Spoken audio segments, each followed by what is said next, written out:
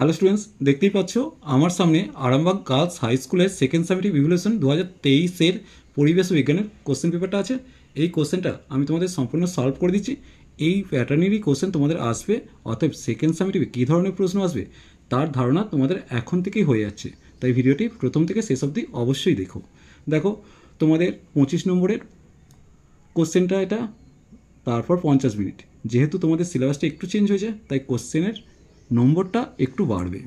প্রথমে physical science পার্টটা দেখে নেব। একে দাগ, সঠিক উত্তর নির্বাচন করো। প্রথম যে কোশ্চেনটা দেওয়া আছে, যতক্ষণ স্ফুটন চলে ততক্ষণ ওই তরলের কী স্থির থাকে? চাপ, উষ্ণতা, আয়তন, ভর। অবশ্যই স্থির থাকে হচ্ছে উষ্ণতা, তাহলে বিয়ের উত্তরটাতে দাগ দেব। দুয়ের কোশ্চেন, বেশি মাত্রার তড়িৎবাহী পদার্থটি হলো পাতিত জল, সমুদ্রের জল, পানীয় জল, নদীর জল। অবশ্যই বিয়ের উত্তরটা হবে সমুদ্রের জল। এরপর দুয়ের দাগের দেখো দুটোই শূন্যস্থান দিয়েছে 1 নম্বর করে।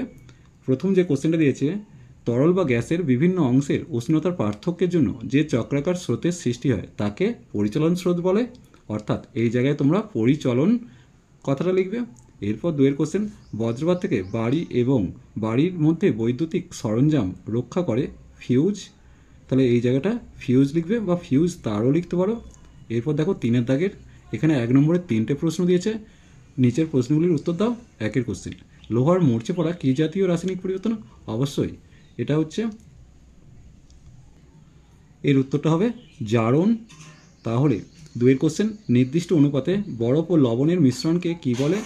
হিমমিশ্র হবে। তাহলে এই জায়গাটা তোমরা লিখবে নির্দিষ্ট অনুপাতে বরফ ও লবণের মিশ্রণকে হিমমিশ্র বলে। 3-এর কোশ্চেন, ঝড়ের সময় মেঘের যে জলকণাগুলি নিচে নামে সেগুলিতে কি আধান জমে? উত্তর হবে ঋণাত্মক বা নেগেটিভ। এরপর 4 দাগের কোশ্চেনগুলো দেখো, 1, 2, 3 কোশ্চেনগুলো একটু চোখ বুলিয়ে নাও। দেখো 2 নম্বরের তোমাদের 3টে প্রশ্নের উত্তর করতে হচ্ছে। কোশ্চেনগুলো যদি কোনো সমস্যা হয় অবশ্যই কমেন্ট সেকশনে জানিও। বিশেষ করে এই দুটো অঙ্ক দেখবে ম্যাথ দিয়েছে, যদি কোনো সমস্যা হয় জানাবে, অবশ্যই আমি সলভ করে দেবো। 3-এর কোশ্চেনটা একটু শুনে নাও, লোহার তৈরি সাইকেলের হ্যান্ডেলটি ক্রোমিয়ামের প্রলেপ দিতে ক্যাথোড আর অ্যানোড হিসেবে কী ব্যবহার করা? দেখো, যাতে প্রলেপ দেবে সেটা হচ্ছে ক্যাথোড, অর্থাৎ লোহার হ্যান্ডেলটি, লোহার তৈরি হ্যান্ডেলটা হচ্ছে ক্যাথোড আর ক্রোমিয়ামের দণ্ড হচ্ছে অ্যানোড হিসেবে ব্যবহার করা হবে। এরপর চলো লাইফ সায়েন্স পার্টটা দেখে নাও। দেখো প্রথম যে কোশ্চেনটি দিয়েছে, সঠিক উত্তর নির্বাচন করতে বলেছে। 1-এর কোশ্চেন, সোনালী ধান কোন ভিটামিন সমৃদ্ধ? Vitamin D, vitamin A, vitamin C. উত্তর হবে ভিটামিন এ সমৃদ্ধ। 2-এর কোশ্চেন, রক্ত সঞ্চালনের দ্বারা সংক্রমিত রোগটি হলো এইডস, কলেরা, টাইফয়েড। অবশ্যই উত্তর হবে এইডস। এর উত্তরে দাগ দেবো।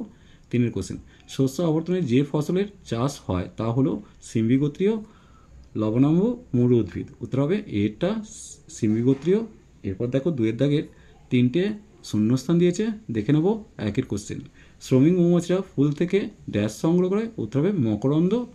এরপর 2-এর কোশ্চেন, মাছের প্রণোদিত প্রজননের জন্য ড্যাশ গ্রন্থির নির্যাস ব্যবহৃত হয়? উত্তর হবে পিটুইটারি। তাহলে শূন্যস্থানে তোমরা পিটুইটারি কথা লিখছো। 3-এর কোশ্চেন, সবচেয়ে আগে পাকে ড্যাশ আম? উত্তর হবে গোলাপ খাস। তাহলে এই জায়গাটা গোলাপ খাস লিখবে। এরপর দেখো 3-এর দাগের যে তোমাদের 3টে প্রশ্নের উত্তর করতে হচ্ছে, প্রত্যেকটা 2 নম্বর। যদি কোনো সমস্যা হয় অবশ্যই কমেন্ট সেকশনে জানা হবে। চলো আজ এই পর্যন্তই। এই ধরনের ভিডিও পেতে অবশ্যই চ্যানেলটিকে সাবস্ক্রাইব করো। চলো টাটা।